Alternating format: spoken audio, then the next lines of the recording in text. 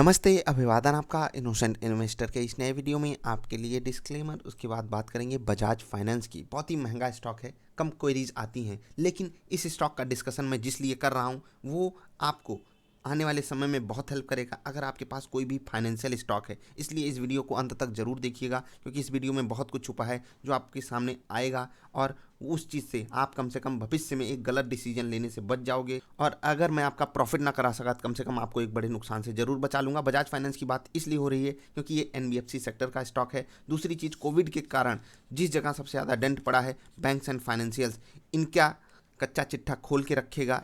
इसका रिजल्ट जो आया है, बहुत ध्यान से चलिए हम रिजल्ट का एक्सप्लेनेशन देंगे, फिर चार्ट पे बताएंगे आपको क्या करना चाहिए। चलिए सीधे चलते हैं रिजल्ट पर। रिजल्ट देखिए हम डायरेक्ट आपके सामने लाए हैं और कंसोलिडेटेड रिजल्ट का हम डिस्कशन कर रहे हैं। आपको मैं बता दूं, स्टैंड अलोन रिजल्ट भी साथ में ही अपडेटेड है, तो आप उसको भी चेक कर सकते हैं। खैर आगे बढ़ते हैं। हम क्वार्टर ऑन क्वार्टर और पिछले साल के इस क्वार्टर से इस साल के इस क्वार्टर का कंपेरिजन करेंगे। ये डेटा हमें करोड़ में दिया हुआ है, बहुत सरल हो जाएगा हमारे लिए समझना। अगर आप देखोगे पिछले साल के इसी क्वार्टर से इस साल के इस क्वार्टर्स में अगर आप कंपेरिजन करोगे, 6103 करोड़ के मुकाबले 5722 करोड़ का इनका रेवेन्यू आया ऑपरेशन से, जो कि मेरे लिए बहुत बड़ा नेगेटिव साइन है। क्यों? क्योंकि बैंक्स जहां अपनी रिकवरी कर पा रहे हैं, अपने इस चीज़ को बराबर पे लेकर आ गए हैं, यानी कि इंटरेस्ट इनकम में उनको बड़ा डेंट पड़ा नहीं है। एनबीएफसी सेक्टर की कंपनियों को यहाँ पर एक डेंट मिल रहा है और ये एक बहुत नेगेटिव साइन है। आप इस चीज़ को नोट करके रख लीजिए। इवन अगर आप पिछले क्वार्टर से कंपेरिजन करोगे तो यहाँ पर भी एक डेंट हमको देखने को मिल रहा है, और जो कि इससे भी बड़ा नेगेटिव साइन है। यहाँ से यहाँ पर मैंने मान लिया कि कोविड की सिचुएशन थी, लेकिन जो जस्ट पिछला क्वार्टर था वहाँ से यहाँ पर कोविड की सिचुएशन तो ईज हुई है ना, लेकिन फिर भी रेवेन्यू फ्रॉम ऑपरेशन क्यों नहीं बढ़े, ये बहुत बड़ा नेगेटिव साइन है बजाज फाइनेंस या फिर ऐसे ही एनबीएफसी सेक्टर या फिर ऐसे ही कमज़ोर बैंकिंग स्टॉक के लिए। तो अगर आपके पास इनमें से कोई भी स्टॉक है, आपको अलर्ट हो जाने की ज़रूरत है। टोटल इनकम को अगर हम जोड़ते हैं, उस पर भी कंपैरिजन अगर करते हैं, तो हर जगह से एक हमको डेंट दिखाई देगा पिछले साल के इस क्वार्टर से। लेकिन क्योंकि यहाँ पर फीस एंड कमीशन इनकम तगड़ी से हो गई है, ठीक है, नेट गेन जो इनका हुआ है वो भी ठीक ठाक हो गया है, और सेल्स ऑफ सर्विस ये एक बहुत बड़ी चीज़ इनको बचा ले गई इस क्वार्टर में, जो पिछला क्वार्टर है उससे बेटर रिजल्ट देने में। नहीं तो यहाँ पर जो अदर इनकम आई हैं, जो अदर इनकम है मैं उसकी बात कर रहा हूँ। यहाँ पर अगर आप नॉर्मल रेवेन्यू फ्रॉम ऑपरेशन की बात करोगे, वहाँ पर एक डेंट मिला है, और जो कि मेरे लिए एक नेगेटिव साइन है। आप इसको फ्लैट भी कह सकते हो, लेकिन ये एक नेगेटिविटी दर्शा रहा है। अब हम अदर इनकम सबको जोड़ जाड़ के अगर हम देखते हैं, मतलब ये तो टोटल हो गया रेवेन्यू फ्रॉम ऑपरेशन जो काम ये करते हैं। अदर इनकम को भी अगर आप जोड़ोगे तो कुछ खास बदलेगा नहीं, सिंपली वही चीज़ आएगी जो मैंने आपको अभी तक एक्सप्लेन की। अब प्रॉफिट आफ्टर टैक्स पे हम सिंपली चलेंगे और फिर टोटल इनकम की बात करेंगे। आप यहाँ से देखिए, ये प्रॉफिट तो बढ़ा है, जस्ट पिछले क्वार्टर से इस बार प्रॉफिट बढ़ा है क्योंकि इन्होंने अपने खर्चे को थोड़ा सा कंट्रोल में किया है,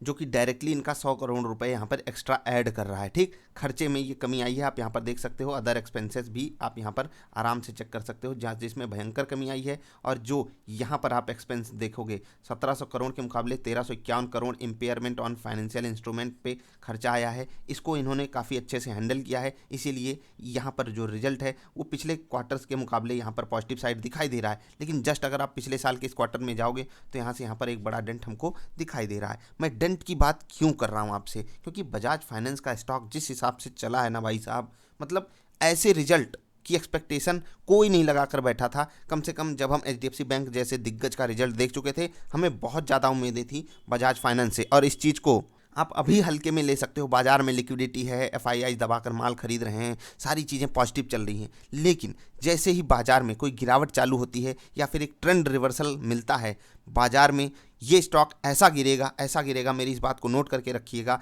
क्योंकि सबको पता है क्या हो रहा है यहाँ पर, इंटरनली कंपनी कैसे काम कर रही है हमको पता है। इनसे एक्सपेक्टेशन लोगों की बहुत हायर नोट पे होती हैं, इसीलिए यहाँ पर ये रिजल्ट बिल्कुल सेटिस्फाइंग नहीं है। और ये चीज़ मैं आपसे एक आज कह रहा हूँ कि गिरावट में ये स्टॉक सबसे आगे रहेगा। निफ्टी जब 5% गिरेगी तो ये स्टॉक आपको हो सकता है 20% नीचे भी मिल जाए, तो ध्यान इसी बात पे आपको रखना है। अब हम टोटली ईपीएस पे चलेंगे कैलकुलेशन करने, वही चीज़ हमको असली कैलकुलेशन हमको देगी कि बाजार में इस वक्त ये स्टॉक कितना महंगा है, क्या हमको यहाँ पर बेच कर निकलना चाहिए, क्या करना चाहिए, वो मैं एक्सप्लेन करूँगा। अगर आप नॉर्मल ईपीएस की बात करोगे, मैं बेसिक ईपीएस पे एग्जैक्टली हमेशा कैलकुलेशन करता हूँ, पर्सनल रीजन्स हैं उसके, एक्सप्लेन करूँगा कभी और। अगर आप देखोगे 19 रुपये का ईपीएस, ठीक, पिछले क्वार्टर में, जस्ट पिछले क्वार्टर में 16 रुपये का ईपीएस, यहाँ से आपको 3 रुपये का इम्प्रूवमेंट दिखेगा। यानी कि जो इनकी प्राइस टू अर्निंग है वो बेटर इम्प्रूव हुई है, लेकिन प्राइस भी तो भाग गया है, आप ये भी तो सोचिए। खैर, अभी आते हैं जो पिछले साल का इस क्वार्टर में ईपीएस था वो था 27 रुपये।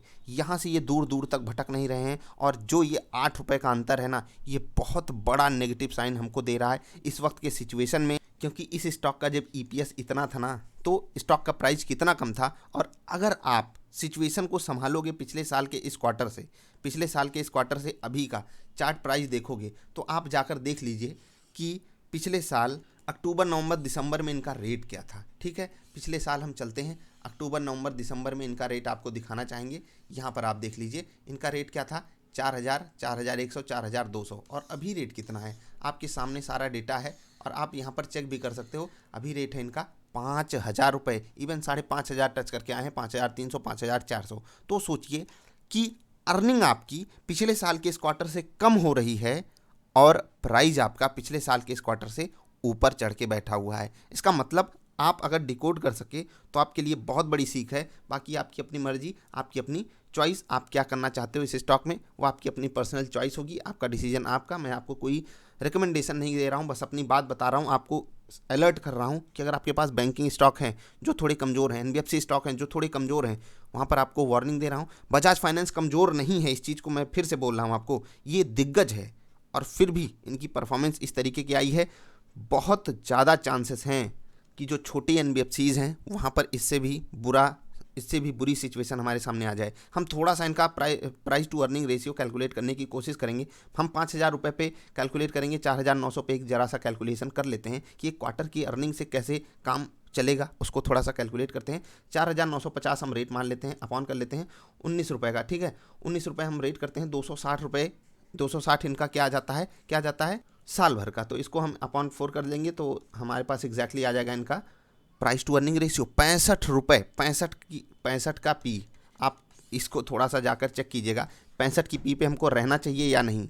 बाजार की पी 40 की, इनकी पी 65 की। ठीक, अब आप कहोगे कि ये फालतू बात कर रहे हो आप, बजाज फाइनेंस दिग्गज स्टॉक है, हवा में उड़ता है, तो अच्छी बात है, हवा में उड़ने दीजिए, लेकिन ये 65 की पी हमसे बहुत कुछ यहाँ पर कहना चाहती है। इसलिए कहना चाहती है क्योंकि जब आप इसको यहाँ से कंपेरिजन डालोगे ना, कंपेयर करोगे, फिर आपको एग्जैक्टली सिचुएशन पता चलेगी। आपको नहीं पता आप कितना बड़ा खतरा मोल ले रहे हो अगर आप ये स्टॉक को होल्ड कर रहे हो। इवन फॉर होल्डिंग्स में अगर आप डाल के रखे हो, या फिर लॉन्ग टर्म इन्वेस्टमेंट भी इन लेवल पर बिल्कुल नॉट रिकमेंडेड है। अगर आपके पास नीचे ये स्टॉक पड़ा हुआ है और आप 20+% ऑफ प्रॉफिट में हो, तो यहाँ पर बिल्कुल प्रॉफिट बुक कीजिए, अच्छी कंपनियों में घुस जाइए।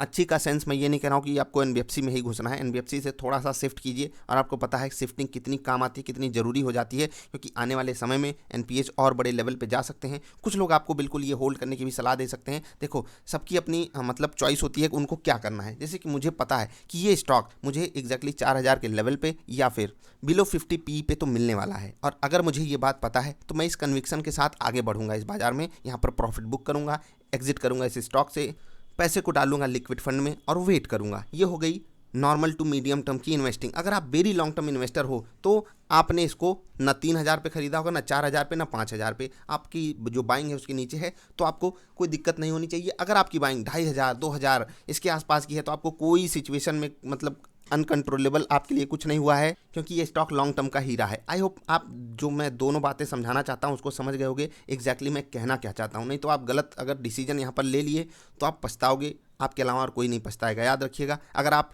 20%, 25% के आसपास प्रॉफिट में हो, बुक कीजिए। अगर आप 80%, 90% के प्रॉफिट में हो, नहीं बुक करना है, बने रहिए, क्योंकि सिचुएशन आपके कंट्रोल में है। स्टॉक कितना गिरेगा, निफ्टी के मुकाबले तो आराम से ज़्यादा रिटर्न तो लॉन्ग रन में ये देता ही रहेगा। ये सिचुएशन आपको कंट्रोल करनी है। मुझे रिजल्ट पर्सनली नहीं पसंद है, और स्टॉक प्राइस भी 5000 पे तो मुझे बिल्कुल नहीं पसंद है। पता है कि ऐसी कंपनियां बहुत प्रीमियम पाती हैं बाजार में। सारा डिसीजन आपका होगा, आप क्या यहाँ पर करते हो। पिछले 1-2 दिन में बढ़िया मोमेंटम भी इसमें आया हुआ है, और उससे पहले जो गिरावट आई है ये सब कुछ कहती थी कि रिजल्ट इनका कैसा आएगा। खैर, अगर एचडीएफसी बैंक बढ़िया रिजल्ट पेश कर सकता है तो बजाज फाइनेंस को भी पेश करना चाहिए था। आने वाले समय में एनपीएस किस तरीके से बढ़ते हैं वो भी हम समझने की कोशिश करेंगे। अगर आपको चाहिए कि मैं रिजल्ट का इन डेप्थ एनालिसिस दूं बजाज फाइनेंस का, क्योंकि ये जो सुगबुगाहट हमको दे रहा है, ये हो सकता है आने वाले समय में जो खतरा है उसको हमें दिखाना चाहता है। और जो मैं हमेशा एक कोट यूज करता हूँ, प्राइस इज व्हाट यू पे, value is what you get. अगर आप 5000 पे करके और 3000 की वैल्यू पा रहे हो तो समझ लीजिएगा आप खतरा ले रहे हो। आपको एग्जैक्टली मिल रही है 3000 की चीज़, आप उसके लिए पे कर रहे हो 5000 की चीज़। यही 3000 वाली चीज़ जब 2000 में अवेलेबल थी तब मैं कहता था शेर है शेर, लेकिन वहाँ पर किसी को नहीं लेना था। अभी टीवी वालों को काफ़ी पॉजिटिविटी दिखाई दे सकती है, आप लोग अपने हिसाब से डिसीजन लीजिएगा। मेरे पास अगर ये स्टॉक है तो मैं इसको सेल कर रहा हूँ, तब भी सेल कर रहा हूँ जबकि ये मुझे 5300-5400 का रेट भी दिखा चुका है। उसके बाद भी मैं इसको 5000 पे बेच रहा हूँ क्योंकि मुझे रिजल्ट नहीं पसंद आया है। और इसी के लिए क्वार्टरली रिजल्ट्स आते हैं कि आप अपने स्टॉक पे अपना डिसीजन दो। ये स्टॉक मेरे पोर्टफोलियो में कब था उसके लिए आपको हो सकेगा कभी वीडियो अवेलेबल कराऊंगा। अभी के लिए इतना ही, मिलेंगे फिर से किसी अच्छी वाली वीडियोज में। डिसीजन आपको लेना है। अलर्ट आपको अन्य स्टॉक्स में कर रहा हूँ, सावधानी हटी दुर्घटना घटी, ध्यान रखिएगा इस बात का। वीडियो पसंद आए लाइक कर देना, चैनल पसंद आया तो सब्सक्राइब कर लेना। मिलेंगे फिर से, तब तक के लिए बाय।